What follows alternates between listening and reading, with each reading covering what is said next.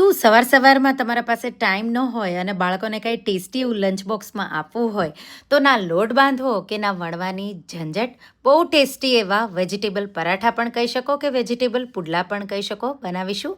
એના માટે તમારા પાસે જે પણ શાકભાજી હોય એ તમે લઈ શકો છો. માત્ર ડુંગળી બટેટાથી પણ તમે બનાવી શકો, પણ મારા પાસે શાકભાજી છે એટલા માટે મેં ડુંગળી, બટેટું, ગાજર, કેપ્સિકમ અને કોબી, એમાં લીલા ધાણા, મીઠું, થોડા મસાલા સિમ્પલ એવા હોય જે ઘરમાં, આદું, મરચાં સાથે લાલ મરચું પાવડર, તલ અને થોડો લીંબુનો રસ ઉમેરી આ રીતે મિક્સ કરી દઈશું.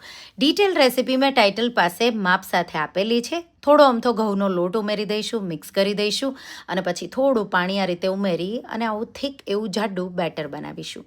બેટરને 5 મિનિટ જેવું રેસ્ટ થવા દેવાનું. પછી આ રીતે નોનસ્ટિક તવા પર આ રીતે નાના નાના પુડલા તમારે ફેલાવી દેવાના. બે સાઈડથી ક્રિસ્પી મીડિયમ ફ્લેમ પર તમારે એને શેકી લેવાના.